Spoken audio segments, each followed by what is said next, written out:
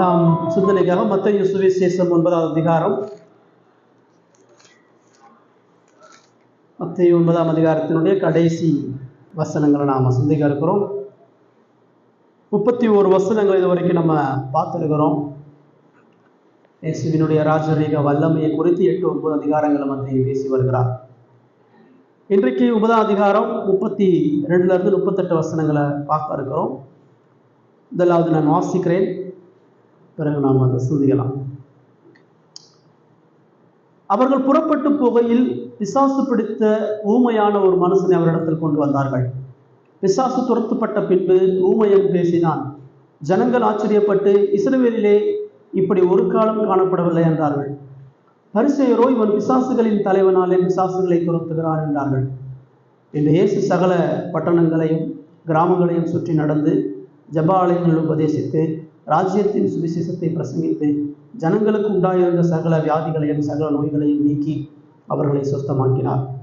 அவர் திரளான ஜனங்களை கண்ட பொழுது அவர்கள் மேய்ப்பன் இல்லாத ஆடுகளைப் போல தொய்ந்து போனவர்களும் சிதறப்பட்டவர்களுமாய் இருந்தபடியால் அவர் மேல் மனதுருகி தம்முடைய சீசர்களை நோக்கி, அறுப்பு மிகுதி, வேலையாட்களோ கொஞ்சம், அதனால் அறுப்புக்கு எஜமான் தமது அறுப்புக்கு வேலையாட்களை அனுப்பும்படி அவரை வேண்டிக் கொள்ளுங்கள் என்றார் என்பதை. கர்த்தருடைய வார்த்தை நம்ம எப்பெல்லாம் வேதத்தை திறக்கிறோமோ அப்பெல்லாம் கடவுள் நம்மோடு கூட நேரடியாக பேசுகிறவராக இருக்கிறார்.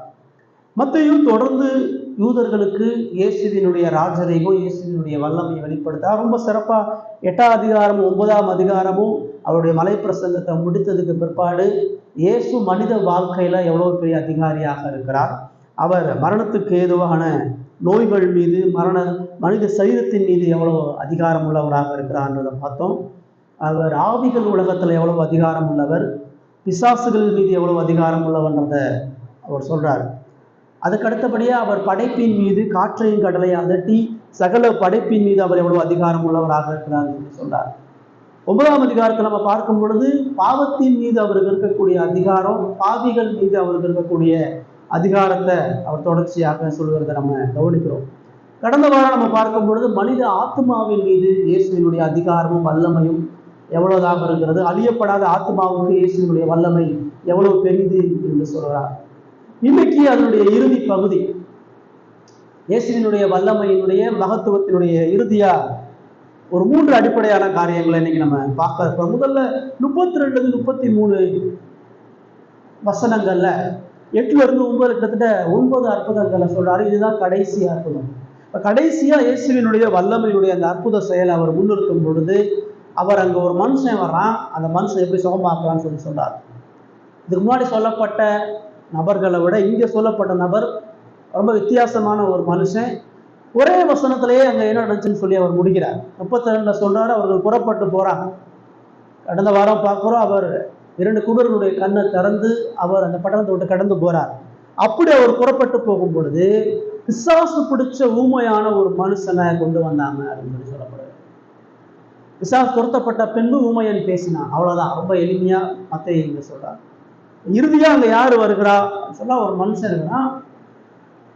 அவன் ஊமையன் இல்லை, பிறக்கும் போது ஊமையன் இல்லை. அது என்ன சொல்றா, பிசாசு பிடித்த ஊமையன் சொல்றது. அதாவது அவன் பேசுறது, இதுக்கு முன்னாடி அவன் பேசிட்டு இருந்தாவன் பிசாசு பிடிச்சனால ஊமையாக்கப்பட்டாங்க. அசுத்த ஆவி அவன் ஆட்கொண்டதுனால அவன் ஊமையான ஒரு மனுஷன். அதான் மத்தேயு அவன் பிசாசு பிடித்து ஊமையாக்கப்பட்ட மனுஷன் அப்படின்னு சொல்றாரு. இந்த மனிதனுடைய நிலை என்ன? இதுக்கு முன்னாடி நல்லா பேசிட்டு இருந்தானே, எல்லாரோட ஐக்கியப்பட்டு இருந்தானே, இப்ப யாரிடத்துலையும் அவன் பேசாம இருக்கிறான். அவன் வாய் பேச அவன் மாத்திரம் இல்லை, அவன் ஆவியினால ஆளப்படுகிறவனா இருக்கிறான். பிசாசு பிடிச்சிருக்கக்கூடிய ஒரு நிலை நம்ம ஏற்கனவே 5ஆம் அதிகாரத்துல கடைசியா பார்த்தோம், 8ஆம் அதிகாரத்துல பார்த்தோம். பிசாசு பிடிச்சவன் கல்லறையில இருக்கிறான், தன்னைத்தானே காயப்படுத்துறான், மற்றவங்களை காயப்படுத்துறான், அவனை யாரும் கட்டுப்படுத்த முடியாது.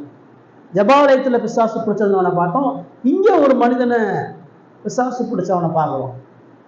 அங்க பிசாசு பிடிச்சவன் கூக்குரலிடுறான், கத்துறான், சத்தம் போடுறான், எல்லாரையும் காயப்படுத்துறான்.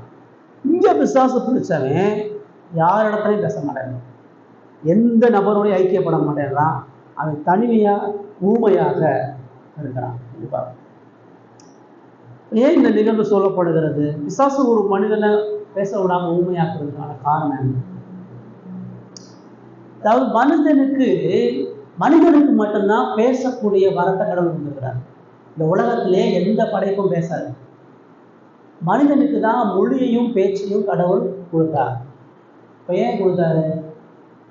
எந்த படைப்பும் பேசல, மனுஷன் மட்டும் ஏன் பேசுறான்? தேவன் பேசுகிற தேவன். தேவன் முதலாவது பேசுகிற தேவன். அவர் படைப்பு பேசி பேசி படைக்கிறார். வானம் உண்டாக கடவுது, சமுத்திரம் உண்டாக கடவுது. அவர் பேசுகிறார். அவர் பேசுகிற தேவனா இருக்கிறனாலதான் மனிதனை பேசுகிற படைப்பா படைக்கிறார். மனுஷனை அவர் தேவ சாயல படைக்கிறாருன்னு சொன்னாலே அந்த தேவ சாயல்ல பேச்சு அடங்கி இருக்கிறது, பேசக்கூடிய வார்த்தைகள் உள்ளடங்கி இருக்கிறது. இந்த உலகத்திலே நம்முடைய தேவன் மட்டும்தான் பேசுகிற தேவன். பைபிள் பல இடத்துல அது சொல்லுது. அவர் பேசுகிற தேவன். பேசுகிறவர் மட்டும்தான் தேவனா இருக்க முடியும். பேசாதவங்க தேவனா இருக்க முடியாது. அதாவது விக்கிரகங்களுக்கு பேச்சு கிடையாதுன்னு பைபிள் சொல்லு. விக்கிரகம் பேசாது, கேட்காது, உணராது. எல்லா இடத்துலையும் சிலையிலையும் உருவத்திலையும் படத்துலையும் வச்சிருப்பான்.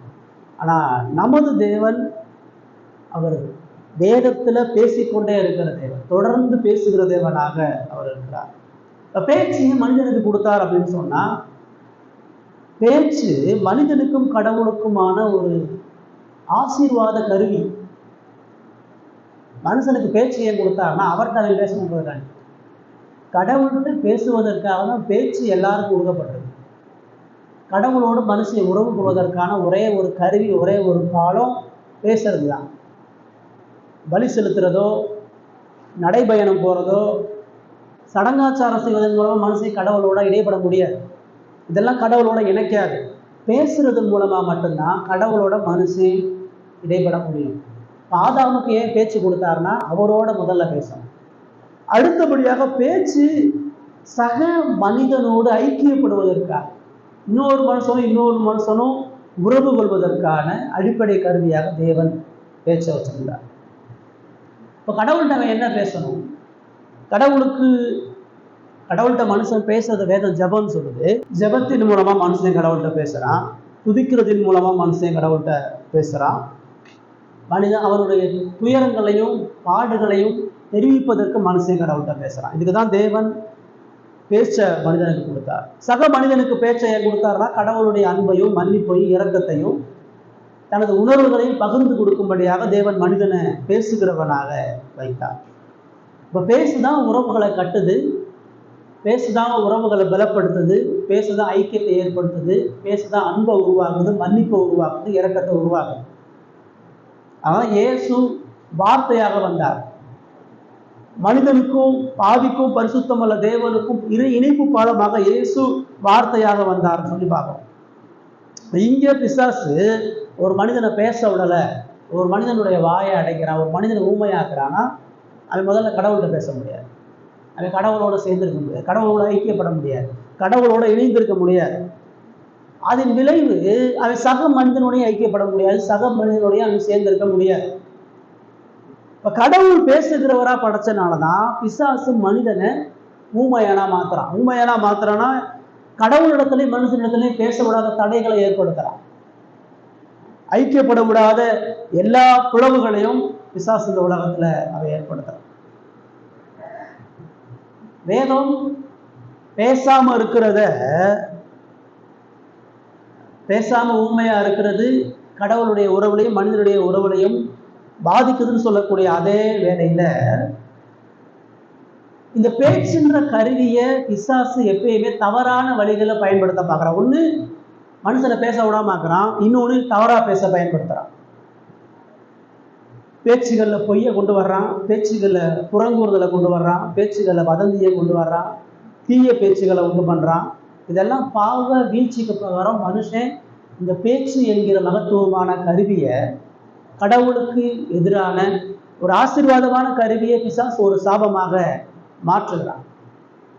லூக்கா 1ஆம் அதிகாரத்தில் பார்க்கும் பொழுது சகரியா கடவுளுடைய வாக்குத்தத்தை விசுவாசிக்கும் பொழுது தேவனே சகரியா ஊமையாகிறார், அவனை பேச விடாம ஆகிறார். அவனுடைய அவிசுவாசத்து நிமித்தமா தேவன் தரக்கூடிய தண்டனையை வேத சொல்லும். இந்த மனிதனுடைய நிலை வேதத்துல மத்தியே இதை பதிவு செய்கிறாருன்னு சொன்னா, அந்த பிசாசு பிடிச்ச ஊமையினுடைய நிலை பாவத்துல வாழுகிற ஒவ்வொரு மனிதனுடைய நிலை. அதாவது பாவத்தில் இருக்கிற ஒவ்வொரு மனிதனும் ஆவிக்குரிய ஊமையாக தான் இருக்கும். கடவுளுக்கு எடுத்த காரியங்கள்ல பாவத்தில் இருக்கிற மனுஷன் ஊமை. இந்த உலகத்துல முதல் ஊமை யாரு தெரியுமா? ஆதாம் தான் முதல் ஊமை. பேச வேண்டிய இடத்துல பேசாம முதல்ல சத்தியத்தை மறைச்சவன் ஆதாம். பிசாசு கடவுளை குறித்து தவறான செய்தியை பரப்பும் பொழுது, ஏவாள் அந்த வஞ்சகத்துல வீழும் பொழுது ஆதாம் அங்க அமைதியா இருக்கிறான். ஆதாம் அங்க பேச்சை வெளிப்படுத்தல. ஆதாம் அங்க கடவுளுடைய பிரதிநிதியா அவன் அங்க பேசியிருந்திருக்கணும். அவன் பேசாம அமைதியா இருந்ததனுடைய விளைவு ஏவாள் பாவத்துல விழுந்தா அவனுடைய குடும்பம் முழுவதுமா பாவத்துல விழுந்தது. பைபிள்ல 2வது ஊமையை நம்ம யாரை பார்க்கிறோம்? காயினை பார்க்கிறோம். காயினுடைய காணிக்கையை கடவுள் அங்கீகரிக்கல. காயின் கடவுள்கிட்ட பேசல. அவன் முகநாடி வேறுபட்டு கோபத்தோட போய் அவன் ஆபேல்கிட்ட பேசுறான். ஆபேல்கிட்ட கோபப்பட்டு ஆபேலை கொலை செய்யறான். பேசாம இருக்கிறதனுடைய விளைவு, பேசாம இருக்கிறதுனா சரியானதை, சத்தியத்தை, உண்மையை பேசாம இருக்கிறதனுடைய விளைவு, கடவுள் சார்பா பேசாம இருக்கிறதனுடைய விளைவை வேதம் நமக்கு சொல்லும். இந்த உலகத்துல 2 ஆபத்தான விஷயம் என்னன்னா, ஒரு புறம் சரியானதை மனுஷன் பேசாம இருக்கிறது, இன்னொரு புறம் தவறானது மனுஷன் பேசுறது. எல்லா உறவுகளுடைய சீர்குலைவுக்கு தான் காரணம். ஒரு புறம் மனுஷன் என்ன செய்யறான்னா, பிரச்சனை வரும்போது உபத்திரவும் பொழுது பேசாம ஒதுங்கி போயிடான். பேசாம இருந்தா பிரச்சனை சரியாகும்னு நினைக்கிறான். பேசாம விலகி அமைதியா இருந்துட்டோம்னு சொன்னா எல்லாம் அடங்கி போயிடும் நினைக்கிறான். இல்லை, பேசாம இருந்தா அது இன்னும் உறவுகளை காயப்படுத்தும். பேசாம இருந்தா, பேசாமனா சரியானதை, தெளிவானதை, உண்மையானதை பேசாம இருந்தா, தேவன் சார்பா தேவனது வார்த்தைகளை பேசாம இருந்தா, தேவனோடு பேசாம இருந்தா, தேவனோட மனுஷன் பேசாம இருந்தான்னு சொன்னா அவன் தன்னைத்தானே அழிச்சிட்டு இருக்கிறான்.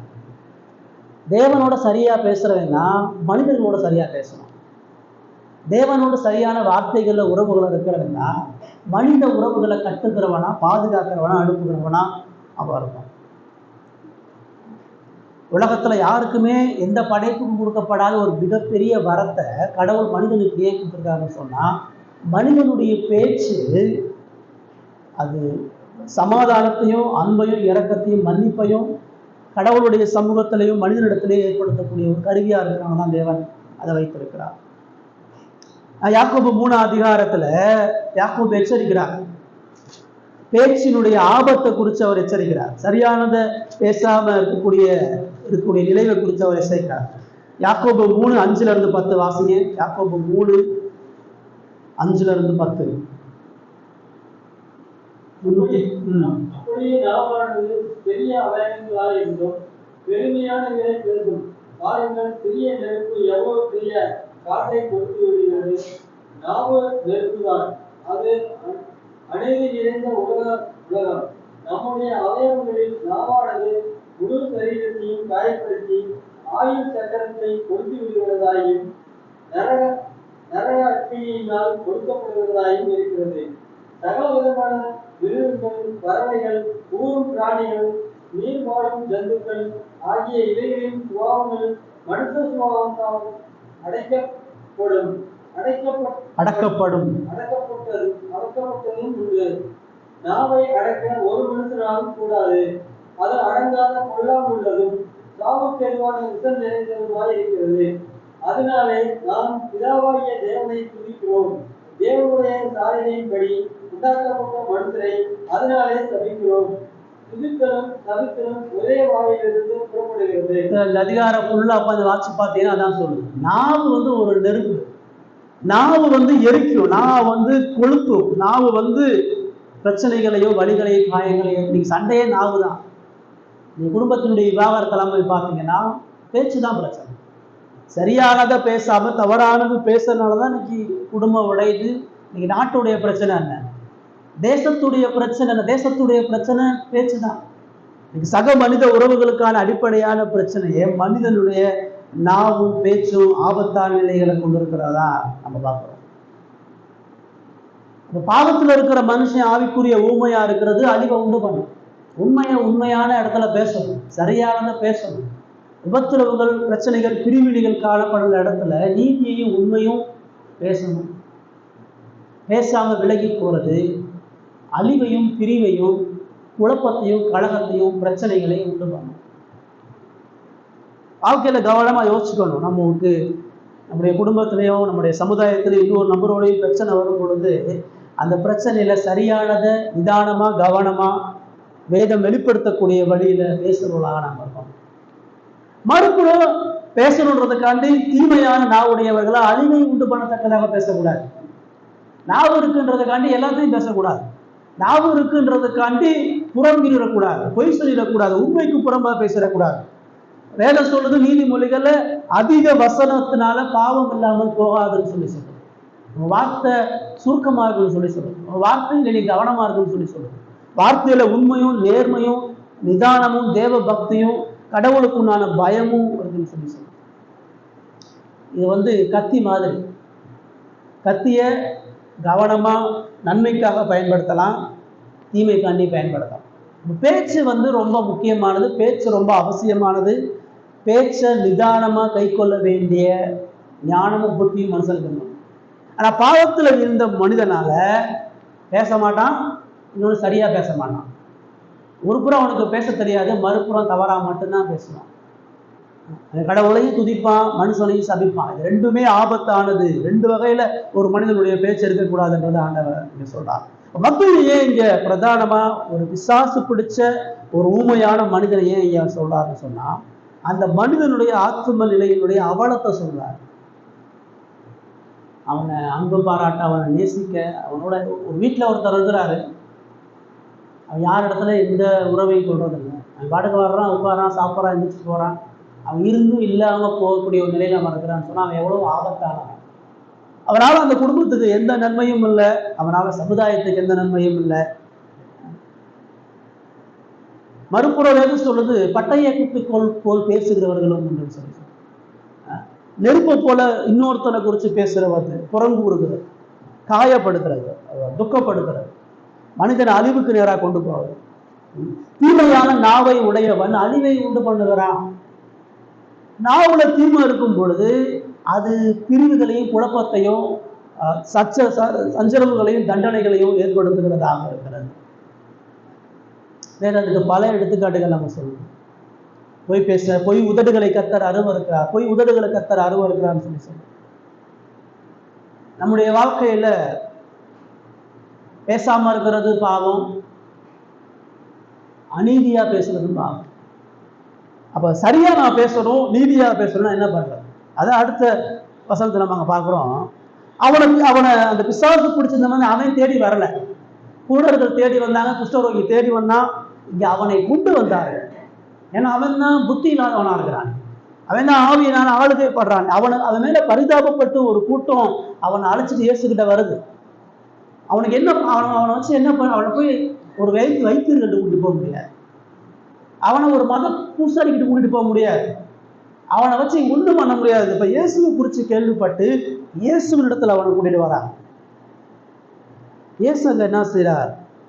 இயேசு முதலாவது பிசாசு துரத்தப்பட்ட பின்பு ஊமையன் பேசினான் சொல்லி முதல்ல அவனுக்கு பேச்சை கொடுக்கல, அவனுக்கு பிடிச்ச பிசாசை துரத்துறார்.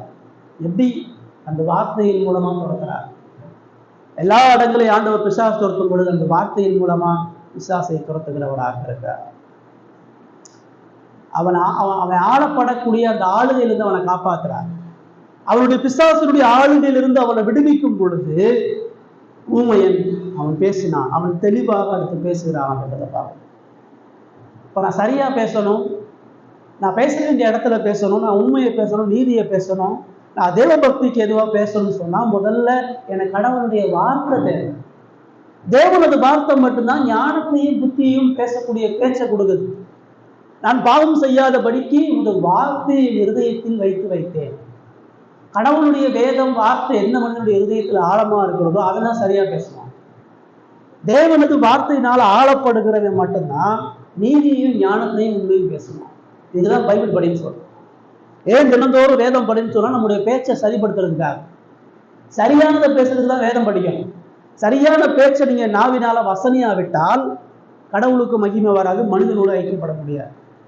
இப்போ பகைமையை தீர்க்கணும், பிரச்சனையை தீர்க்கணும், சமாதானத்தை உண்டாக்கணும்னா நமக்கு என்ன தேவை? கர்த்தருடைய வார்த்தை தேவை. கர்த்தருடைய வேதத்துல இணைந்திருக்கிறவன்னா கடவுளோடு சரியா பேசுவான். வேதத்தை சரியா ஞானமா படிக்கிறவன் தான் தேவனிடத்துல சரியா பேச முடியும். தேவனிடத்துல சரியா பேசுறவன் தான் மனிதனிடத்துல கடவுளுடைய இரக்கத்தை, அன்பையும், சமாதானத்தை காட்டுகிறவனாக இருக்க முடியும். இப்போ இயேசு இல்லாம, இயேசுவினுடைய வார்த்தை இல்லாம அவன் விடுதலை. இயேசு அவனை கூட்டிட்டு வந்த முதல்ல தனது வார்த்தையின் மூலமா அவனுடைய பிசாசை துரத்தி அவனுக்கு ஞானத்தையும் புத்தியையும் கொடுக்கிறார். அதுக்கப்புறம் அவனுடைய நாவின் கட்டுகள் திறக்கப்பட்டு அந்த ஊமையானவன் கடவுளுடைய மகிமைக்குரியவர்களை பேசுறான். அவன் பேசினதுக்கு அப்புறம் அவனிடத்துல பிசாசு துரத்தப்படலை. அவன் வாயினுடைய கட்டுகளை அவிழ்த்து அதுக்கப்புறம் பிசாசு துறக்கல, அவனுடைய பிசாசை துரத்தி அதுக்கப்புறம் அவனை பேச வைக்கிறார். பிசாசின் ஆளுமையிலிருந்து விடுவிக்கப்பட்டவன் தான் சரியா பேச முடியும். பாவ அடிமைத்தனத்திலிருந்து விடுவிக்கப்படுகிற மனிதன் தான், பாவ சுபாவங்களிலிருந்து விடுவிக்கப்படுகிற மனிதன் தான், பாவத்தினுடைய ஆளுமையிலிருந்து விடுவிக்கப்படுகிறவன் மட்டும்தான் கடவுளுடைய மகிமைக்குரியவைகளை பேச முடியும். அவன் உண்மை என்னத்தை பேசினான்? அவன் என்ன பேசினான்னு சொல்லலை, ஆனா என்ன பேசியிருப்பான்? அவன் வாயை திறந்து முதல்ல இயேசுவுக்கு நன்றி சொல்லியிருப்பான். இவ்வளவு நாள் அவன் பட்ட வேதனை, வலி, அவனால பட்ட குடும்ப கஷ்டத்துக்கு எல்லாத்துக்கும் முதல்ல இயேசுனுடைய கால விழுந்து நன்றிகளையும் துதிகளையும் ஏறெடுத்திருப்பான். அவனை கூட்டிட்டு வந்த மக்களுக்கு நன்றிகளையும் அவன் செய்திருப்பான். அதான் அவன் வாயை திறந்து பேசுறான். அது எப்படி நடக்குதுன்னா இயேசுவினுடைய வல்லமையினால் நடக்குது. இயேசுவினுடைய மீட்பின் வல்லமையை பெறுகிறவனால மட்டும்தான் கடவுளுடைய மகிமைக்குரியவைகளை பேச முடியும். இயேசுவினால மீட்கப்பட்டவனால மட்டும்தான் சமாதானத்தை, அன்பை வெளிப்படுத்த முடியும். இயேசுவினால பாவ மன்னிப்பையும் பிசாசினுடைய ஆளுகையிலிருந்து விடுதலை பெறக்கூடிய மனிதனால மட்டும்தான் பக்தி விருத்திக்கு ஏதுவானவைகளை பேச முடியும். நம்முடைய பேச்சு சரியா இருக்கணும்னு சொன்னா முதல்ல நமக்கு மீட்பு நடைபெறணும். இயேசுவினுடைய வல்லமை நமக்கு வேணும். இயேசுவினுடைய ரட்சிப்பின் வல்லமை நமக்குள்ளாக செயல்படாம மீட்பு நடக்காது. முதல்ல மத்தேயு அதான் சொல்றாரு. இயேசுவை இறுதியா ஒரு செய்தி சொல்லி முடிக்கிறார். இயேசு உனக்கு அனுப்பப்பட்ட இந்த மேசியா எப்படிப்பட்ட மேசியான்னு சொன்னா, அவர் ஜீவ வார்த்தைகளை அருளக்கூடிய ராஜா. அவர் ஜீவன் உள்ள நித்திய வார்த்தைகளை அருளக்கூடிய ராஜாவாக இருக்கிறார். ஒரு தீர்க்கதரிசியாக. இந்த ராஜா வல்லமையான தீர்க்கதரிசி. அவருடைய நாவின் கட்டுகளை அவிழ்த்து பாலகருடைய பேதைகளுடைய வாழ்க்கையில துதியை உண்டு பண்ணக்கூடிய தேவன். கடவுளுடைய மகிமைக்கான மக்களை தேவ சமூகத்துல இணைக்கிற தேவன், இணைப்பு பாலமாக இருக்கிற தேவன்றதை பார்க்கணும். இது குடும்பமும் தனி மனித வாழ்க்கையும் உறவுகளும் சீரழிவுக்கான அடிப்படையான காரணம் பேசுவாங்க. வார்த்தை தான். இந்த வார்த்தையை சரிப்படுத்துவதற்கு நமக்கு என்ன தேவை? நம்மளால சரியா பேச முடியாது. நம்ம எப்பயுமே நம்முடைய உணர்வை தான் சொல்லுவோம், நம்முடைய காயங்களை தான் சொல்லுவோம், நம்ம பட்ட வேதனைகளை தான் பேச்சுல வெளிப்படுத்தணும். வேதனை நமக்கு சொல்லுங்க. நம்ம தேவன் சார்பால் என்று பேசும் தேவனது பிரதிநிதி. அதுக்குதான் ஆதாமுக்கு பேச்சு கொடுத்தார். ஆதாமுக்கு எதுக்கு வாயும் வார்த்தையும் கொடுத்தாருன்னா, நீ என்னுடைய பிரதிநிதி, நீ என்னுடைய சாயல படைக்கப்பட்டவன், நீ என்ன வெளிப்படுத்துறதுதான் உனக்கு பேச்சு, உன்னைய பத்தி பேசுறதுக்கு இல்ல பேச்சு. உங்களுக்கு எனக்கு இந்த உலகத்துல கடவுள் நாக்கையும் பேச்சு ஏன் கொடுத்துருக்கிறாருன்னா அவரை பத்தி பேசுறதுக்கு தான், அவரிடத்துல ஐக்கியப்படுகிறது தான், அவரிடத்துல ஜெபிக்க, அவரிடத்துல ஐக்கியப்பட, அவரால் படைக்கப்பட்ட மனிதர்களோடு அன்பையும் சமாதானத்தையும் வழங்குவதற்கு. இயேசுவே பேச்சின் மூலமாக தான் மக்களை ரட்சிக்கிறார். விசுவாசம் கர்த்தருடைய வசனத்தினாலதான் வரும். இயேசு பேசிதான் மக்களுக்கு மீட்பை, ரட்சிப்பை, அன்பை உண்டு பண்ணுகிறார். இயேசுடைய அன்பு, இரக்கம், சமாதானம், சந்தோஷம், இதை எல்லாத்தையும் அவருடைய உபதேசத்தின் மூலமாக தான் நம்ம பெறுகிறோம். இயேசு வாயை மூடிட்டாருன்னா உங்களுக்கு எனக்கு ரட்சிப்பு. இயேசு வாயை மூடிட்டாருன்னா உங்களுக்கு எனக்கு அன்பு கிடையாது, சமாதானம் கிடையாது. மேசியா பேசுகிற தேவனா இருக்கிறதுனால அதனாலதான் அவர் அந்த சீசர்களுக்கு சொன்னார், நீங்கள் உலகமெங்கும் புறப்பட்டு போய் சகல ஜாதிகளுக்கும் இந்த சுவிசேஷத்தை பிரசங்கினார். என்னுடைய உபதேசத்தை மக்களுக்கு சொல்லி அவர்களை மீட்புக்கு, ரட்சிப்புக்கு நேராக நடத்துன்னு சொல்லி சொன்னார். நம்முடைய பேச்சு எப்படி இருக்குது? நம்முடைய பேச்சு பெரும்பாலும் நம்மளை பற்றி இருக்குது. அது நம்முடைய பேச்சு பெரும்பாலும் இன்னொருத்தவங்களை பற்றி இருக்கு. நம்முடைய பேச்சு தேவன் சார்பாக இருக்குதா? வாயை திறக்கும் பொழுது கடவுளும் கடவுளுடைய மீட்பும் கடவுளுடைய வல்லமையும் வருகிறதா? கடவுளால் மீட்கப்பட்ட மனிதனால மட்டும்தான் அப்படிப்பட்ட வார்த்தைகள் வெளிப்படும். ஒருவேளை உங்களுடைய வார்த்தையில இப்படி இருந்தீங்கன்னு சொன்ன மனம் திரும்புங்க. தவறான பேச்சு பல குடும்பங்களை சீரழிக்குது. தவறான பேச்சு பல விவாகரத்தில் உண்டு பண்ணுது. தவறான பேச்சு கொலைகளை உண்டு பண்ணுது. தவறான பேச்சு விக்கிரக வழிபாடை உண்டு பண்ணுது. சரியில்லாத பேச்சு மனக்காயங்களை ஏற்படுத்துது, வலிகளை ஏற்படுத்துது. மற்றவங்கள பேச்சு நம்ம அழிக்குது, நம்முடைய பேச்சு அநேகர் அழிக்குது. இதை நம்ம சரிப்படுத்துறதுக்கு ஒரே ஒரு வேலை கிறிஸ்துவால மட்டும்தான். இயேசு இல்லாமல் அந்த மனிதனுக்கு விடுதலை இல்லை. இயேசு இல்லாமல் உங்களும் என்னுடைய பேச்சு சரியாகாது. இயேசு இடைப்படாமல் உங்களுடைய நாவு சரியாகாது. இயேசு உங்களுக்கு வேத பிரமாணத்தை உங்களுடைய நாவுல இயேசு வைக்கணும். உங்க இருதயத்தில் தனது வார்த்தையை உட்புகுத்தி உங்களுடைய வாயின் வார்த்தைகளை அவர் செயல்பட வைக்கணும். அவருடைய சுவிசேஷ வார்த்தை உங்களுடைய வாயில வந்தால் மட்டும்தான் அன்பத்தோட சமாதானத்தோடு தேவ பக்தியோட வார்த்தைகள் வர முடியும். மத்திய யூதனுங்க தான் சொல்றாரு, உங்களுடைய வார்த்தையை புதுப்பித்து உயிர்ப்பிக்கக்கூடிய ஒரே ஒரு தேவன் இந்த கிறிஸ்துவாகிய தேவன். இவர் நித்திய வார்த்தையாக உனக்கு அனுப்பப்பட்டவர் தான். ரெண்டாவது இங்க நம்ம கவனிக்கிறோம், அதை பார்த்து அங்க இருக்கக்கூடிய ஜனங்கள் 33 சொல்றாங்க, இஸ்ரவேலில் ஜனங்கள் ஆச்சரியப்பட்டு இஸ்ரவேலில் இப்படி ஒரு காலம் காணப்படவில்லைன்னு சொல்றாங்க. பரிசேயர் சொல்றாங்க, இவன் பிசாசுகளின் தலைவனாலே பிசாசுகளை துரத்துகிறான்னு சொல்லி சொல்றாங்க. 33 இருந்து 35 இயேசு கிறிஸ்துவ குறித்து இரண்டாவதா மத்தேயு ஒன்று சொல்றார். இயேசுவினுடைய இந்த மீட்பு, இயேசுவினுடைய இந்த வல்லமையான அற்புதம் எப்படி மக்களால் புரிந்து கொள்ளப்பட்டது? இங்க 2 விதமான கூட்டம். ஒன்று பொதுவான ஜனங்கள், இன்னொன்று பரிசேயர்கள். இந்த பொதுவான மக்கள் என்ன பார்த்து சொல்றாங்க, அவங்க ஆச்சரியப்படுறாங்க, இது இவ்வளவு பெரிய அதிசயம், இவ்வளவு பெரிய ஒரு அற்புதம் நடக்குது. இஸ்ரவேல் வரலாற்றுல இப்படி ஒரு ஊமையை பேசுறதை நம்ம பார்க்கலையே. இஸ்ரவேல் வரலாற்றுல இப்படி பிசாசால் ஆளுகை செய்யப்பட்ட விடுதலை பண்ணப்பட்டதை நம்ம பார்க்கலையேன்னு ஆச்சரியப்படுறாங்க. அவங்க ஆச்சரியப்படுறதுக்காண்டி அவர் அதை செய்யலை. அவங்க அதிசயப்பட்டு பிரமிச்சு போறதுக்காண்டி அவர் செய்யலை. அவர்கள் அவரை விசுவாசிக்கும்படி அவர் அதை செய்தார். அவர்கள் மனம் திரும்பி ஒவ்வொருவரும் அவரிடத்திலிருந்து மீட்பை இரக்கத்தையும் பெற்றுக்கொள்ளும்படியா, அவரிடத்திலிருந்து நல் வார்த்தைகளை, ஜீவனுள்ள வார்த்தைகளை பெற்றுக்கொள்ளும்படியாக அதை செய்தார். ஆனா இந்த கூட்டம் எப்பயுமே அவருடைய அற்புதத்தை பார்த்து ஆச்சரியப்படாத அந்த கூட்டம். அவர்களது கீழ்ப்படந்து விசுவாசிக்கல, மனம் திரும்பல அவங்களால. பைபிள் பல இடத்துல இப்படிப்பட்ட மக்கள் நமக்கு சொல்லுது. அதாவது கடவுளுடைய மீட்பின் வழிகளை அறிந்தும் அதற்கு அர்ப்பணிக்காத கூட்டம். நோவா காலத்துல மழை வெள்ளம் வருது, நோவா பேழையை கட்டுறான், எல்லாம் அதிசயமா பாக்குறாங்க. என்னடா இவ்வளோ பெரிய பேழையை கட்டி என்னடா பண்ண போறோன்னு பார்த்தோம். அந்த பேழையின் மூலமாக தேவன் கொடுக்குற எச்சரிப்பை கேட்டு மனம் திரும்பலாம். எல்லாம் மலையில வெள்ளத்துல குளிச்சு சந்தோஷமா இருந்தான், வெள்ளம் எல்லாத்தையும் மாறிட்டு போயிடுச்சு. எகிப்தினுடைய 10 வாதைகள், பார்வோனுக்கு முன்னாடி கடவுள் 10 வாதைகளை கொடுத்தாரு. பார்த்து ஆச்சரியப்படல, மனம் திரும்ப. செங்கல் 2 பழக்கிறத பார்க்கறான், யாரும் அவங்க மனம் திரும்பல. 40 வருட வனாந்தர வாழ்க்கையில கடவுள் தினந்தோறும் அற்புதம் பண்ணிட்டு இருக்கிறார். மன்னாவை கொடுக்குறாரு, காடையை கொடுக்குறாரு, மேகஸ்தம்பமா அக்கிஸ்தம்பமா பேசுறாரு. எதுக்கு? அவர்கள் மனம் திரும்பி விசுவாசிப்பதற்காக. அவங்க எல்லாத்தையும் குறித்து ஆச்சரியப்பட்டார்கள், மனம் திரும்பல. எலியாவுடைய நாட்களை வானத்திலிருந்து அக்கினியை கொண்டு வராரு, வானத்திலிருந்து அக்கினி வந்து பட்சிக்கிறதும் பார்க்கிறார்கள். எல்லாரும் இஸ்ரவேலின் தேவனே தேவன் சொன்னா மறுபடியும் பாகால பின்பற்றதான் போனோம். சத்தியத்தையும் மீட்பையும் குறித்து ஆச்சரியப்படுகிறவர்கள் மீட்கப்பட்டவர்கள் என்பதற்கான ஆதாரம் கிடையாது. இயேசுவை குறித்ததான ஆச்சரியம் விசுவாசம் இருக்கிறதுக்கு அர்த்தம் கிடையாது. நீங்க கூட்டம் பாருங்க, நீங்க சபை பாருங்க, இந்த சர்ச்சு கூட்டம் எல்லாம் அற்புதம் ஆச்சரியம். என் வாழ்க்கையில கடவுள் இப்படி புரிஞ்சுட்டார், நான் இவ்வளவு ஏழையா இருந்தேன், இன்னைக்கு இவ்வளவு கோடீஸ்வரனா இருந்தேன், நான் இவ்வளவு மரண வியாதியில இருந்தேன், கடவுள் விடுதலை கொடுத்துட்டார். இயேசுவை குறித்த மக்கள் ஆச்சரியப்படுறாங்க, அதிசயப்படுறாங்க. ஆனா அர்ப்பணிக்கல, மனம் திரும்பல, கீழ்படியல, விசுவாசத்துக்குள்ள அவர்கள் வரல.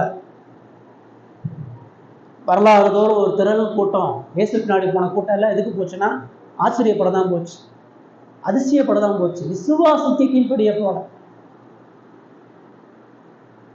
என்னுடைய வாழ்க்கையில கடவுள் அந்த சத்தியத்தை மீட்பை கொடுக்குறாருன்னு சொன்னா, வேதத்திலிருந்து அநேக சத்தியங்களை மீட்பை கொடுக்குறாருன்னு சொன்னா, அது உங்களை குறித்து ஆச்சரியப்படுறதுக்கு அல்ல, நீங்க சத்தியத்தை குறித்து மேன்மை பாராட்டுவதற்கு அல்ல, சத்தியத்தை குறித்து அதிசயப்படுறதுக்கு அல்ல, ஓ இப்படிலாம் இருக்குதான்னு சொல்லி நம்ம தெரிஞ்சுக்கிறதுக்கு அல்ல, நாம் அதற்கு அர்ப்பணிப்பதற்கு, நம்மை அதை கீழ்ப்படுத்த மனம் திரும்புவதற்கு தேவன் அதை செய்கிறார். கீழ்ப்படுகிறது தான் அவசியமே ஒழிய ஆச்சரியம் இல்லை. உங்க வாழ்க்கையில் இருக்குதா? எவ்வளோ சத்தியத்தை கேட்குறீங்க, எவ்வளோ இயேசுவை குறித்து கேட்குறீங்க, வெறுமனே ஆச்சரியப்பட்டு அதிசயப்பட்டு போறீங்களா, இல்லை உங்களை அர்ப்பணித்து பின் செல்லுகிற மக்களா இருக்கீங்களா? இரண்டாவது கூட்டம் பரிசேயர்கள். இவர்கள் என்ன சொல்றார்? இவர் பிசாசுகளின் தலைவனாலே பிசாசுகளை துரத்துகிறார். இவர்களுக்கு இயேசுவை பிடிக்கல, இயேசுவினுடைய உபதேசம் பிடிக்கல, இயேசு அவர்களை கண்டிக்கிறாரு, இயேசு அவர்களுடைய பாவத்தை வெளிப்படுத்துறாரு, இயேசுவோடு அவர்களால் ஐக்கியப்பட முடியல. இயேசுவினுடைய இந்த வல்லமையை யாராலும் மறுக்க முடியல, யாராலும் நிராகரிக்க முடியல. இப்ப இவர்கள் இயேசுவை தவறுன்னு சொல்லணும்னு சொன்னா, அவர் கடவுளுடைய வல்லமையால செய்யறான்னு தெரியுது, அவர் செய்யறது நன்மைன்னு தெரியுது, அவர் எல்லாம் செய்யறது சரியா தான் தெரியுது. ஆனா அவரை தூசணமாக நேரடியாக நிராகரிக்கிறார்கள். சத்தியத்தை தெரிந்து துணிகரமாக எதிர்ப்பவர்கள், நன்மை என்ன என்று தெரிந்து அதை தீமை என்று கூறுகிறவர்கள், வெளிச்சத்தை அறிந்து தங்கள் கண்களை மூடக்கூடிய மக்கள். அவர்களுக்கு ஆண்டவர் எந்த பதிலும் சொல்றார். திரும்ப 12ஆம் அதிகாரத்துல இதே சம்பவத்தில் ஆண்டவர் டீட்டெயில்டா பேசுறார். கடவுளுடைய மகிமை வெளிப்படுது, ஒரு கூட்டம் ஆச்சரியப்படுது, இன்னொரு கூட்டம் நிராகரிக்கும். இயேசு என்ன செய்யறாரு? 35 சொல்றது, பின்பு இயேசு சகல பட்டணங்களையும் கிராமங்களையும் சுற்றி நடந்து ஜெபாலயங்கள் உபதேசித்து ராஜ்யத்தின் சுவிசேஷத்தை பிரசங்கித்து ஜனங்களுக்கு உண்டாயிருந்த சகல வியாதிகளையும் சகல நோய்களையும் நீக்கி அவர்களை சுஸ்தமாக்கினார் என்று சொல்றார். அவர் இறுதியா தனது வல்லமையை நிரூபிச்சு கொண்டிருக்கிறார். கூட்டம் நிராகரிக்குது, கூட்டம் அவரை பரியாசப்படுத்துது, கூட்டம் அவரை விட்டு விலகி போகுது. ஆனா அவர் சோர்வடைய. ஒரு உண்மையான கிறிஸ்தவ வாழ்க்கையில பரியாசங்கள் அவமானங்கள் எப்பயும் உண்டு. நீ கடவுளுக்கு இணக்கமா வாழும் பொழுது பாடுகள் உண்டு, கடவுளை நெருங்கி போகும் பொழுது துன்பங்களும் வியாதிகளும் உண்டு. இயேசு மகிமையா இருக்கிறாரு, ஆனா அவருடைய மனசை காயப்படுத்துறாங்க, அவரை நிராகரிக்கிறாங்க, அவரை அவமானப்படுத்துறாங்க. ஆனா அவர் சோர்ந்து போவார். அவர் நிராகரிப்பு பரியாசங்கள் மத்தியில தொடர்ச்சியாக நம்ம ஊழியத்தை செய்யறார். அதான் சொல்லுது, அவர் போயிட்டார், அந்த இடத்த விட்டு போய் சகல பட்டணங்களையும் கிராமங்களையும் சுற்றி நடந்து, கலிலேயாவில் 275 பட்டணம் இருக்கு, 275 பட்டணங்கள்லையும் கிராமங்கள்லையும் அவர் சுற்றி நடந்தார். புதுசா ஒரு வாகனத்தை வச்சுட்டு போல, மலைகள்ல பள்ளத்தாக்குகள்ல எல்லா நிலங்களையும் கடந்து கால்நடையா நடந்து அவர் போய் எல்லா இடத்துக்கும் சுவிசேஷம் சொல்றார். பாடுகள் அவரை உடைச்சி உட்கார வைக்கல, சஞ்சலங்கள், இக்கட்டுகள், பரியாசங்கள் அவரை செயல்படாம வைக்கல. பிரச்சனைகளையும் வலிகளையும் காயங்களையும் அவமானங்களையும் தேவனது சித்தத்தை அவர் செய்கிறார். அவருடைய ஊழியத்தை எந்த இடத்துல அவர் நிறுத்தவே இல்லை. எல்லா பட்டணங்களுக்கும் கிராமங்களுக்கும் இன்னும் அதிகமா தன்னை இழந்து போறார். தொடர்ச்சியா செய்யறாரு, சோர்ந்து போகாம செய்யறாரு, தன்னை இழந்து செய்கிறாரு. தேவன் மீதான நமது பக்தி, தேவன் மீதான நமது கீழ்ப்படிதல் எக்காலத்திலையும் நிறுத்தப்படக்கூடாது. நம்முடைய காலமும் சூழ்நிலையும் கடவுளுக்கான நம்முடைய வாழ்க்கைக்கு தடையை கொண்டு வரக்கூடாது. கடவுளை ஆராதிப்பதற்கும் கடவுளுக்கான காரியங்களை செய்வதற்கும் ஜெபிப்பதற்கும் வேத வாசிப்பதற்கும் ஐக்கியப்படுவதற்கும் எப்பயுமே சோர்ந்து போயிடக்கூடாது. நம்முடைய சூழ்நிலைகளையும் பிரச்சனைகளும் தேவனுக்கென்று பணி செய்வதை இன்னும் அதிகமா தூண்டணுமே ஒழிய நிறுத்தி விடக்கூடாது. அவர் போய் என்ன பண்றார்? முதல்ல சுவிசேஷத்தை பிரசங்கம் பண்றார், ஜெபாலயங்களை உபதேசிக்கிறார், அப்புறம் ஜனங்களுக்கு உண்டான வியாதிகளையும் சகல நோய்களையும் நீக்கி அவர்களை சுஸ்தமாக்கினார். அவர்களுடைய ஆத்ம தேவைகளையும் சந்திக்கிறார், சரீர தேவைகளையும் சந்திக்கிறார். சுவிசேஷத்தை பிரதானமாக கொடுக்கிறாரு, சரீர விடுதலை அதோடு தொடர்பு கொடுக்கிறார். அதாவது இயேசு பூரணமான ரட்சகர், மனித வாழ்க்கைக்கு போதுமான ரட்சகராக அவர் இருந்தார்ன்றத சொல்லுது. அவர் மனித வாழ்க்கைக்கு ஒரு பூரணமான விடுதலை தருகிறார். பரியாசங்களுக்கு அவமானங்களுக்கு இயேசுவினுடைய பதில் என்ன? அவர் உட்கார்ந்து வாக்குவாதம் பண்ணல, அவர் உட்கார்ந்து அவங்களுக்கு விளக்கப்படுத்தல, அவங்களோட உட்கார்ந்து டிஸ்கஸ் பண்ணல. அவர் தொடர்ந்து தேவன் நியமித்த காரியங்கள் தொடர்ந்து செய்கிறார். தீமைக்கு நன்மை செய்கிறார். தன்னை பரியாசப்படுத்துவர்களுக்கு தொடர்ச்சியாக தேவனது கிருபைகளின் நன்மைகளையும் கொடுக்கிறார். இந்த பகுதியில் வந்து நம்ம கற்றுக்கொள்ளக்கூடிய அநேக பாடங்கள் உண்டு. முதல் விஷயம், தேவனது பணியில நமக்கு பாடுகளும் பரியாசங்களும் உண்டு. நீங்க எவ்வளவு தூரம் கடவுளுக்கு உண்மையா இருக்கீங்க, அவ்வளவு தூரம் உங்களுக்கு இக்கட்டுகளும் பாடுகளும் உண்டு. ஆனா உண்மையா தேவனை நோக்கி நம்ம ஓடுறோமா? பிரச்சனை வரும்போது சோர்ந்து போயிடுறோமா? வீழ்ச்சி வரும்பொழுது விழுந்து புலம்புறோமா? அல்லது எழுந்து ஓடுகிறோமா? கவனி. அடுத்து, தீமைக்கு நன்மை செய்கிறது தான் கிறிஸ்தவ வாழ்க்கை. தீமைக்கு தீமை கிடையாது, உதாசீனத்துக்கு உதாசீனம் கிடையாது. யாரு பரியாசம் பண்ணாங்களோ, எந்த பரிசேயர்கள் பரியாசம் பண்ணாங்களோ அவங்களுடைய ஜெபாலயங்களை போய் உபதேசிக்கிறார். எந்த ஜனங்கள் ஆச்சரியப்பட்டு நிராகரிக்கிறாரோ அவர்களுக்கு அவர் அநேக அடையாளங்களையும் அற்புதங்களையும் சுகங்களையும் கொடுத்து கொண்டே இருக்கிறார். அதுக்கு அவர் என்ன செய்ய வேண்டியிருந்தது? அவர் இன்னுமா உழைக்க வேண்டியிருந்தது. அவர் இறுதி வர தனது சுய விருப்பங்களை இழந்து கால்நடையா நடந்து உழைச்சி கடவுளுடைய மகிமையை செயல்படுத்துகிறார்.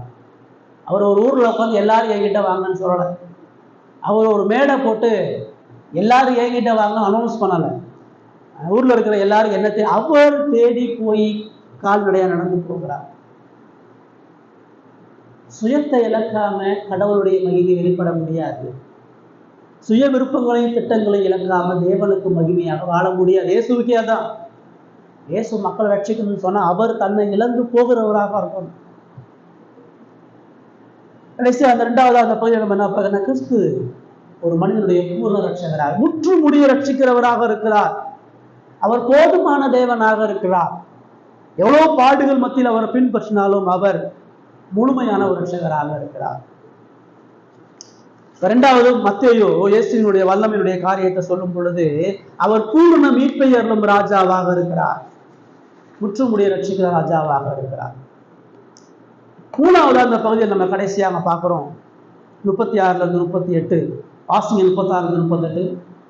அவர் திரளான ஜனங்களை கண்டபொழுது அவர்கள் மேய்ப்பனில்லாத ஆடுகளைப் போல தேய்ந்து போனவர்களும் சிதறப்பட்டவர்களுமாய் இருந்தபடியால் அவர்கள் மேல் மனதுருகி தம்முடைய சீசர்களை நோக்கி, அறுப்பு மிகுதி, வேலையாட்களோ கொஞ்சம், ஆதலால் அறுப்புக்கு எஜமான் தமது அறுப்புக்கு வேலையாட்களை அனுப்பும்படி அவரை வேண்டிக் கொள்ளுங்கள் என்றார். ரைட். இந்த திரளான பட்டணங்களுக்கும் கிராமங்களுக்கும் போறாரு. போகும்பொழுது அங்கே என்ன நடக்குதுன்னு சொன்னா, அநேக மக்களை பார்க்குறார், பலவிதமான ஜனங்களை பார்க்குறார். அப்படி பார்க்கும் பொழுது அவர்கள் மேல மனதுருகிறார். இப்போ ஏன் மனதுருகிறான்னு சொல்லுது?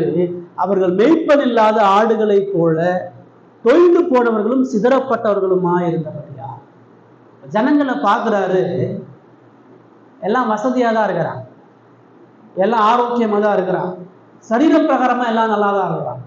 ஆனா அவனுடைய மனத்தை, அவனுடைய ஆத்ம நிலையை பார்க்கிறாரு, அவனுடைய உள்ளான மனசை பார்க்கிறாரு.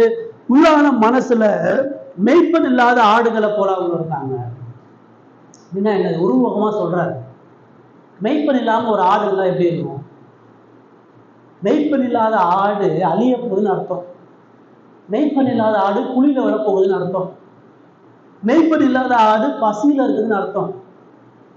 இருக்கிறதுலே ரொம்ப முட்டாளான மிருகம் ஆடு. அது எங்கே போகணும்னு தெரியாது, எங்கே வழி நடத்தும்னு தெரியாது, இஷ்டத்துக்கு போகும், முள்ளில் மாட்டிக்கும், குழியில் விழுந்துடும், போகிற வழி தெரியாது, காயங்களோடு இருக்கும். மெய்ப்பன் இல்லாமல் இருக்கக்கூடிய ஆடு அழிவுக்கும் தண்டனைக்கும் வேட்டைக்கும் பாத்திரமாக இருக்கிறது. ஏன் அந்த மக்களை பார்க்கும் பொழுது அதான் பார்க்குறாங்க.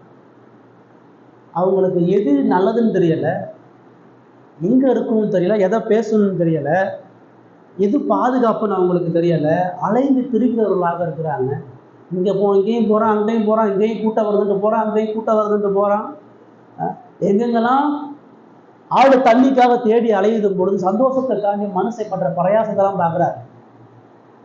பையனா சடங்கை பார்க்குறாரு, பரிசயம் பண்ணக்கூடிய ஒழுக்கத்தை பார்க்குறாரு, ஆயக்காரன் வாங்கக்கூடிய பரிதானத்தை பார்க்குறாரு. எல்லா பாடுகளையும் பார்க்கும் பொழுது அவர்களுக்கு யார் இல்லைன்னு சொன்னால் அவர்களுக்கு ஒரு மெய்ப்பன், அவங்களுக்கு சொல்லித்தர ஆள் இல்லை.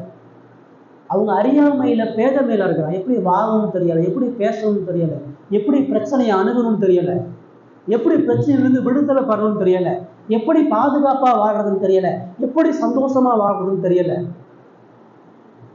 குழப்பத்தோட இருக்கிறார். எசேக்கியேல் 34:5 வாசிங்க. எசேக்கியேல் 34:5.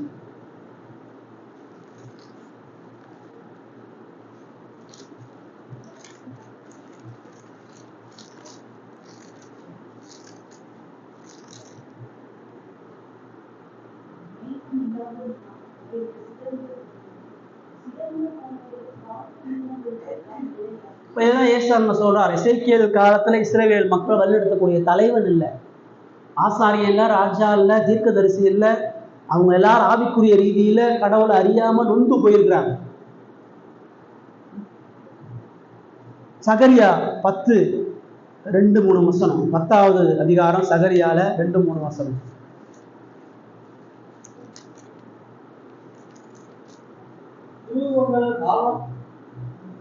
அவசரமானதை முன்னிட்டு குறி சொல்லுகிறவன் பொய்யை கருத்தார்கள், ஒப்பனக்காரன் வீணானதை சொல்லி இயக்கமாக தோற்றவும் பண்ணினார்கள். ஆகையால் ஜனங்கள் ஆடுகளைப் போல சிதறி மேய்ப்பனில்லாததினால் சிதறப்பட்டார்கள். மேய்ப்பருக்கு விரோதமாக என் கோபம் மூண்டது. கடாக்களை தண்டித்தேன். சேனைகளின் கர்த்தர் யூதா வம்சத்தாராகிய தமது மந்தையை விசாரித்து அவர்களை யுத்தத்திலே தமது சிறந்த குதிரையாக நிறுத்துவார். இந்த தலைவர்கள் எப்படி ஜனங்களுக்கு பொய்யாக மாயையாக வீணானதை சொல்லி ஜனங்கள் மேல சுமப்பதற்கரிய பாரத்தை சுமத்தி ஜனங்களுக்கு ரட்சிப்பின் வழியை அவங்க மூடி போடுறாங்க. இயேசு அதை அறிந்துதான் அதை பார்க்குறாரு. அவங்களுக்கு மத தலைவர்கள் நிறைய பேர் இருக்கிறான், வேத பாரகர் இருக்கிறான், பரிசேயர் இருக்கிறான், ஆசாரியர் இருக்கிறான், ஆலயம் இருக்குது, ஊருக்கு ஊர் ஜப ஆலயம் இருக்குது, எல்லா பக்தி யுக்தி காரியங்கள் எல்லாம் இருக்குது. ஆனா அவனுடைய ஆத்ம நிலையும் அவனுடைய வாழ்க்கை முறையும் பார்த்தீங்கன்னா துன்மார்க்கமா பாவத்தோட கடவுளை விட்டு தூரம் போய் கடவுளுடைய வழிகளில் நடக்க முடியாம கடவுளுக்கு பிரியமா வாழ முடியாம நொறுங்குண்டு மரணத்தை நோக்கி ஆக்கிரியை நோக்கி போயிட்டு இருக்கிறான். இன்னைக்கு இப்படிதான் இருக்குது.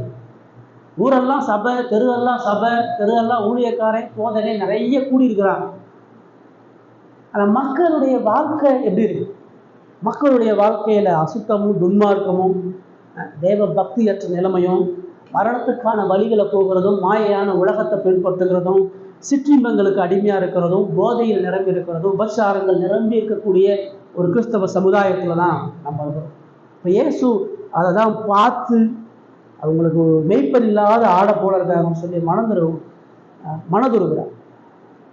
அது 2 வார்த்தை சொல்லப்படுது. அவர்கள் தொய்ந்து போனவர்களும் சிதறப்பட்டவர்களுமாக இருந்தாங்க. தொய்ந்து போனவர்கள்னா சோர்வுற்று கிடக்கிறார், படுத்த படுக்கையா இருக்கிறார், உதவியற்று இருக்கிறார், முயற்சி பண்ணி தோத்து போனவன், இது சரியாகவும் எதிர்பார்த்து வீழ்ந்து போனவன், மனம் உடைஞ்சு போனவன், மனம் உருகி போனவன், தப்பிக்க வழியே இல்லாம வேலிகளால் அடைக்கப்பட்ட ஒரு மனுஷன், எல்லா வகையும் நெருக்கப்படக்கூடிய ஒரு சிறை கைதியை போல அவங்க இருக்கிறாங்க. எல்லா பக்கமும் பிரச்சனை, எல்லா பக்கமும் விடுதலை பெற முடியாத, நாள்தோறும் ஒடுக்கப்பட்டவர், அதாவது தொய்ந்து போனவர்கள், நம்பிக்கையற்ற வாழ்க்கையை வெறுத்து போனவங்க, நம்பிக்கை இழந்து போனவங்க, சிதறப்பட்டவர்கள். அப்படின்னா என்ன? அது அடிக்கப்பட்டவர்களாக, கலங்கப்பட்டவர்களாக, துன்புறுத்தப்பட்டவர்களாக. ஒரு ஆடை அடிச்சு, ஒரு ஆட்டு மேல கல் அடிச்சுன்னா எல்லாம் தலைதறிச்சு ஓடும், பள்ளமேடு தெரியாம விழுந்து எந்திரிச்சு ஓடும். அப்படிப்பட்ட ஒரு நிலையில் அந்த மக்களை பார்க்கிறார். அவங்க மேல வரி சுமத்தப்படுகிறது, பொருளாதார ரீதியா நெருக்கிறாங்க, பசிக்காக ஏங்குறாங்க, வியாதியோட இருக்கிறான், குருடர்கள், சப்பானிகள், முடவர்கள் அதிகமா இருக்கிறான், எல்லா வகையில் நொறுக்கப்படுற அந்த நிலையை பார்த்துதான் இயேசு மனதுருகிறார். மத்திய இறுதியா சொல்றாரு, இயேசுவினுடைய வல்லமையை குறித்து மத்திய இறுதியா சொல்லி முடிக்கிறாரு. இயேசு எப்படிப்பட்ட ஒரு ராஜா உனக்கு கொடுக்கப்பட்டாருன்னு சொன்னா, அவர் மனித வாழ்க்கையினுடைய துயரங்களையும் வழிகளையும் முழுமையாக அறிந்த ஒரு ராஜா. எந்த ஒரு ராஜாவும் மக்களுடைய பிரச்சனைகளை மேலோட்டமாக தான் பார்ப்பான். எந்த ஒரு ராஜாவும் மக்களுக்கு தேவையான வெளிப்புற நன்மைகளை மட்டும்தான் கொடுப்பான். ஆனா இயேசு என்கிற இந்த ஒரு ராஜா மட்டும்தான் மனிதனுடைய ஆத்தும நிலையை அறிஞ்சு அவனுடைய உள்ளான மனவலிகளை அறிகிறார், அவனுடைய உள்ளான துயரங்களை அறிகிறார்.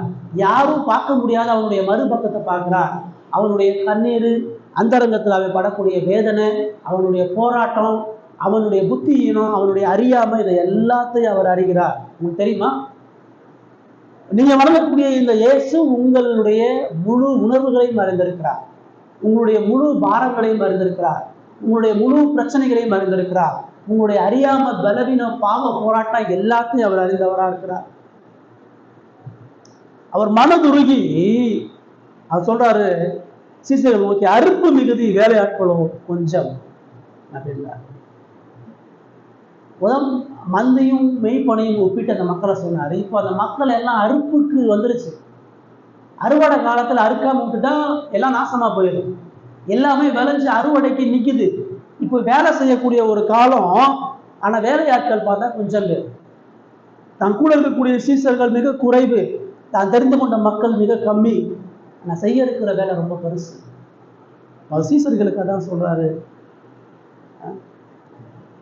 அறுப்பு மிகுதி வேலையாட்களோ கொஞ்சம். அதே சீசர்களுக்கு சொல்றாரு, உனக்கு எவ்வளவு பெரிய பொறுப்பு இருக்குன்னு பாரு, என்னுடைய வேலையை நான் எப்படி செஞ்சுட்டு இருக்கேன்னு பார், எனக்கு அடுத்து இந்த வேலையை நீ செய்ய போற, அறுப்பு பார், மக்களுடைய நிலையை பார், மக்கள் மேல மனதுருகு, மக்களுடைய இக்கட்டான நிலைமையை பார், மக்களுடைய பாரமுள்ள நிலையை பார். தேவ கோபத்தை சுமந்தவனா, பாவத்தை சுமந்தவனா, நித்திய அழிவை நோக்கி போய் கொண்டிருக்கிறான், என்றென்றும் மீட்கப்பட முடியாத அழிவுல மக்கள் நின்று கொண்டிருக்கிறான். இவனை குறித்து அவனுடைய மனதுருக்கம் என்னன்றதை கேட்கிறார். ரட்சிக்கப்பட்ட ஒவ்வொரு மனிதனுக்கு இருக்கக்கூடிய பொறுப்பு உணர்வு, ஜாக்கிரதை. அறுப்பு மிகுதியா இருக்குன்றத கவனி, வேலை செய்ய ஆட்கள் இல்லைன்றத கவனி. இறுதியாக தான் சொல்றாரு, அறுப்புக்கு எஜமான் தமது அறுப்புக்கு வேலையாட்களை அனுப்பும்படி அவரை வேண்டிக் கொள்ளுங்கள். அறுப்பிற்கு வேலையாட்கள் இல்லை, என்ன செய்யறது? பிதாவை நோக்கி அறுப்புக்கு தேவன் வேலையாட்கள் அனுப்பும்படி. வேலையாட்கள் நீ உருவாக்கணும்னு சொல்லல, வேலையாட்கள் நீ ஏற்படுத்தணும்னு சொல்லல, வேலையாட்கள் அவர் கொடுக்கும்படி நீ வேண்டுதல் செய்யும். அவரு இந்த அறுப்புக்கான வேலையாட்களை ஏற்படுத்தணும். அவர் இந்த ஜனங்களை மீட்பதற்கான மக்கள் அவர் ஏற்படுத்தணும், இந்த மீட்புக்கான தலைவர்களை அவர் ஏற்படுத்தணும்னு சொல்லி அவர் சொன்னார். இயேசுவினுடைய ஊழியத்துல ஜெபம் பிரதானமா இருந்தது. சீசர்களை ஊழியத்துக்கு அனுப்பும்போது சொல்றாரு, இந்த அறுப்புக்கான ஆட்கள் அனுப்புவதற்காக வேண்டுதல் பண்ணுறார். எல்லா ஊழியங்களுக்கும் ஜெபம் அஸ்திபாரம். ஜெபம் இல்லாத ஊழியம் ஒருபோது வளராது. ஜெபம் இல்லாத சபை ஒருபொழுதும் பலம் அடையாது.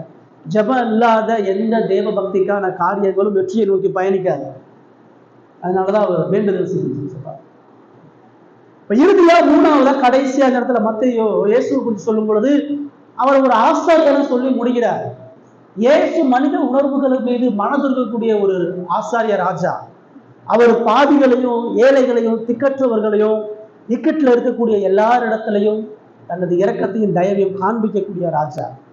உன்னை முற்றிலுமாக அறிந்த ராஜா, உன்னை மீட்கிற ராஜா, உனக்காக பரிந்து பேசுகிற ராஜா, உன் மேல மனதுருகிற ஒரு ராஜா, உங்களுடைய எல்லா வழிகளையும் உணர்ந்த ஒரு ராஜா அப்படின்னு சொல்றார். இயேசுவை தவிர எந்த மனிதனாலும் உங்களை இருக்க முடியாது. இயேசுவை தவிர உங்களும் எந்த மனிதனும் உங்களை எனக்கு ஆறுதல் தர முடியாது. இயேசுவை தவிர எந்த மனிதனும் உங்களுடைய உணர்வுகளை புரிந்து கொள்ள முடியாது. ஆறுதல், சமாதானம், விடுதலை எல்லாத்தையும் நீங்க பார்க்க வேண்டிய ஒரே ஒரு நபர் இயேசு தான். நீங்க மனுஷங்கிட்ட பார்த்தா ஏமாந்து போவீங்க, தோத்து போவீங்க. மத்திய இறுதி அவங்களுக்கு அதான் சொல்லி முடிக்கிறார். இப்ப கடைசியா இந்த 3:32, 38 உள்ள இந்த 6 வசனங்களை 3 முக்கியமான காரியங்கள்ல முதல்ல என்ன பார்க்கிறோம்?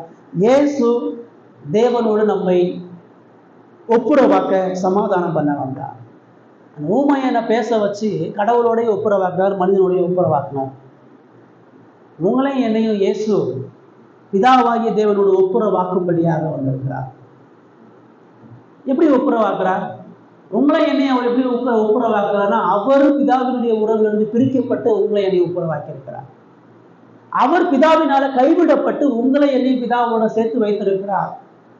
மத்தேயு இந்த இடத்துல இறுதியா தான் சொல்றார், உனக்கு அனுப்பப்பட்ட ராஜா உன் பேச்சு சரி பண்ணுவதற்காக, உன் வார்த்தையை சரி பண்ணுவதற்காக, உன்னை பிதாவோடு ஒப்புரு கொள்ளும்படியான வார்த்தைகளை தருவதற்காக அவர் நித்திய வார்த்தையாக மனிதராக இந்த பூமியில வந்து பிதாவினால உனக்காக எனக்காக பிரிக்கப்பட்டார். நித்திய பிதாவும் நித்திய குமாரனும் பிரிந்து பாவியையும் பரிசுத்தரையும் அவர் இணைத்துக் கொண்டிருக்கிறார். உணர்ந்துருக்கீங்களா? உங்களுடைய ரட்சிப்பினுடைய ஆழம் உங்களுக்கு புரியுதா? இரண்டாவது, இவர் முற்றுமுடிய ரட்சிக்கக்கூடிய ராஜாவாக இருக்கிறார். உங்களை என்னையும் பரலோகத்தை கொண்டு போய் சேர்க்கிற வரைக்கும் ரட்சகராக இருக்கிறார். உங்களை என்னையும் முழுமையாக ரட்சிப்பதற்காக அவர் முழுமையாக பிதாவால கைவிடப்பட்டார். நீங்களும் நானும் ஜீவன் பெறும்படியாக அவர் ஜீவனை இழந்து பரிந்து பேசிக் கொண்டிருக்கிறார். அவர் ஏன் மனதுருகி அந்த ஆட்டை நானே நல்ல மேய்ப்பன் சொல்லி சொன்னார். ஆடுகளை போல, மேய்ப்பன் இல்லாத ஆடுகளை போல மக்கள் மேல மனதுருகி நான் தான் நல்ல மேய்ப்பன்றார். என் ஆடு என் சத்துக்கு செவி கொடுக்கின்றார். என் ஆடு என் வார்த்தைக்கு செவி கொடுத்து என்னுடைய வழிநடத்தல் கீழ்ப்படின்னு சொல்லி சொல்றார். இந்த மகிமையான கிறிஸ்துவின் இடத்துல நாம வரும் பொழுது நமக்கு ஜீவனும், இன்றைக்கும் அவர் ஆசிரியனாக உங்களுக்காக எனக்காக பரிந்து பேசிக் கொண்டிருக்கிறார். கிறிஸ்துவர்களாகிய உங்களுக்கு என்னையும் பொறுப்புள்ள ஜாக்கிரதையோடு வாழ வைப்பதற்கான எல்லா விஷயத்தையும் அவர் சிலுவையில செய்து கொடுக்கிறார். இயேசுவினுடைய ராஜரீகம், இயேசுவினுடைய வல்லமை, இயேசுவினுடைய மகிமை, இந்த மூணு விஷயமும் அவருடைய ஆசாரிய பணியை, அவருடைய தீர்க்கதரிசிய பணியை, அவருடைய ராஜரீக பணியை அப்படியே பூர்த்தி செய்கிறது. அவர் வார்த்தையாக வந்த ராஜான்னு சொல்லும் பொழுது அவர் தீர்க்கதரிசியா இருக்கிறார். அவர் முற்றுமுடிய மீட்கிற ஆளுகை செய்கிற ராஜான்னு சொல்லும் பொழுது அவருடைய ராஜரீக தன்மையை சொல்றார். அவர் உங்களுக்காக எனக்காக பரிந்து பேசி மனதுருகிறான்னு சொல்லும் பொழுது அவர் ஆசாரியனாக இருக்கிறார் என்று சொல்றார். இதுதான் மத்தேயுடைய இறுதியாக சொல்லப்படுது. ஆவிகளாக உங்களுடைய வாழ்க்கையில ஏன் மகிழ்ச்சி இல்லை, ஏன் சந்தோஷம் இல்லைன்னா முதல்ல நம்முடைய வார்த்தை சரியில்லை, பேச்சு சரியில்லை. இதுல இருந்து நம்ம விடுதலை பெறுவதற்கு ஒரே ஒரு வழி, தீர்க்கதரிசியாகி அவருடைய வார்த்தைகளை உள்வாங்க. அவரிடத்துல ஆண்டவரே எனக்கு பேசக்கூடிய நாவு இல்லை, நான் சரியானதை பேச மாட்டேன், நான் தவறானதை பேசுறேன், என்னுடைய நாவை சரிப்படுத்துங்க, என்னுடைய வார்த்தையை சரிப்படுத்துங்க, என்னுடைய பேச்சை சரிப்படுத்துங்க. நான் மற்றவனை காயப்படுத்தாம, அழிக்காம, உடைக்காம, நான் உறவுகளை கட்டுகிறவனா, நான் சமாதானம் பண்ணுகிறேன், ஜீவன் தருவனா என்னை மாற்றுன்னு சொல்லிக்க. அதே இயேசுவின் இடத்துல வெறுமனே அவருடைய உபதேசத்தை குறித்து ஆச்சரியப்படாம, அவருடைய சத்தியத்துக்கு நம்மளை அர்ப்பணிக்காம இல்லாதபடி அவரை போல அர்ப்பணிச்சு பிதாவின் விஷயத்தை நிறைவேற்றுவதற்கு ஆண்டவரே எனக்கு பலனை கொடுங்க. உங்களுடைய உறவுல தொடர்ந்து நிலைத்திருக்க, இந்த சத்தியத்துக்கு கீழ்ப்படிய, இந்த வார்த்தையை கீழ்ப்படிந்து முழுமையாக பாவத்தை ஜெயிக்கக்கூடிய பலனை கொடுங்கன்னு கேளுங்க. அதே இயேசு கிறிஸ்து நம்மை முற்றிய அறிந்து நம்மை பரிந்து பேசுகிறவராக இருப்பதனால நம்முடைய எல்லா அக்கிரமங்களை நீக்கி, அநியாயங்களை நீக்கி நம்மளை அவர் சுத்திகரிக்கும்படியா, அவருக்கு பிரியமான பாத்திரங்களா நாம் மற்றவர்கள் மேல ஆத்தும பாரத்தோடு மனதுருகி அநேக நரக ஆக்கியிருந்து காப்பாற்றுவதற்கு அவர் இரக்கத்தின் தயவையும் காட்டும்படியாக அவர் இடத்துல கேட்பார். தேவன் நம்முடைய வாழ்க்கையில இப்படிப்பட்ட மேலான நன்மைகளை கொடுத்து கிருபையாய் நம்மை ஆசீர்வதிப்பார்.